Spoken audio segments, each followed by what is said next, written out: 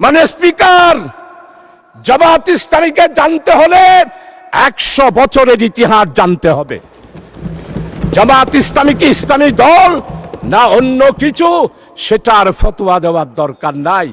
মানে স্পিকার, আমরা ফতোয়ার জন্য আর হাটহাজারে যাব না, ফতোয়ার জন্য পটিয়াও যাব না, ফতোয়ার জন্য লালবাগেও যাব না। আমাদের এই মহান পার্লামেন্টে জামাত ইসলামীকে ইসলামী দল নয় বলে যিনি বলেন, তার কাছ থেকেই আমরা ফতোয়া নেব। তাই আমাদের চট্টগ্রামে এখন বলতেছে হাল জবানার মুফতি তিনি, আর একটা বললাম না, আলিফ বাতা জানেন না। এই 9টা মন্ত্রণালয় আজকে দুকে দুকে মরতেছে। গ্যাস আজকে 54 বছর একটা গ্যাস কূপও আপনারা উত্তোলন করতে পারলেন না।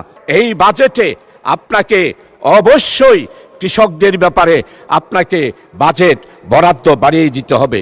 মানে স্পিকার, আমি গ্যাস ও কৃষি, গ্যাস ও খনিজ, বিদ্যুৎ, জনপ্রশাসন, প্রবাসী কল্যাণ, বন্দর, স্বরাষ্ট্র ও পুলিশ, বন এবং পরিবেশ আর শিল্প, এই কয়েকটা মন্ত্রণালয়ের উপরে আমি আজকে উল্লেখ করতে চাই। 15টা মন্ত্রণালয়ে আপনি অতিরিক্ত বাজেট দিয়েছেন, কিন্তু এই 9টা মন্ত্রণালয় আজকে দুকে দুকে মরতেছে। গ্যাস আজকে 54 বছর একটা গ্যাস কূপও আপনারা উত্তোলন করতে পারলেন না। মাননীয় স্পিকার, আজকে মাননীয় অর্থমন্ত্রীর কাছে অনুরোধ করব, আপনি গ্যাস সন্ধানের জন্য সেখানে বাজেট বরাদ্দ করেন।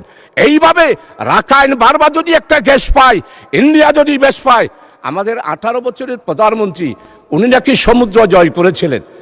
আজকে এতদিন হয়ে গেল, উনি ক্ষমতায় 18 বছর ছিল, বঙ্গোপসাগর কোথায় বিজয় করেছে সেটার এখনো পর্যন্ত রেখা উনি দিতে পারেন নাই। আমাদের চট্টগ্রামের আরেক কৃতি সন্তান স্বরাষ্ট্রমন্ত্রী, আজকে আমাদের চট্টগ্রামে একটা কথা এসেছে, কোথায় ফতোয়ার জন্য আর মাদ্রাসায় যেতে হবে না। তা আমি জিজ্ঞেস করলাম কেন? হয়তো ফতোয়া তো আপনাদের এই পার্লামেন্টে দেওয়া হয়। ফতোয়া কিরকম? ফখরুল ইসলাম মাননীয় মন্ত্রী, উনি যেমন ইসলাম নয়, জামাত ইসলামীও ইসলাম নয়। মানে স্পিকার, জামাত ইসলামীকে জানতে হলে 100 বছরের ইতিহাস জানতে হবে। জামাত ইসলামী কি ইসলামী দল না অন্য কিছু, সেটার ফতোয়া দেওয়ার দরকার নাই। তাই আমাদের চট্টগ্রামে এখন বলতেছে হাল জবানার মুফতি তিনি, আর একটা বললাম না, আলিফ বাতা জানেন না। মানে স্পিকার, আমরা ফতোয়ার জন্য আর হাটহাজারে যাব না, ফতোয়ার জন্য পটিয়াও যাব না, ফতোয়ার জন্য লালবাগেও যাব না। আমাদের এই মহান পার্লামেন্টে জামাত ইসলামীকে ইসলামী দল নয় বলে যিনি বলেন, তার কাছ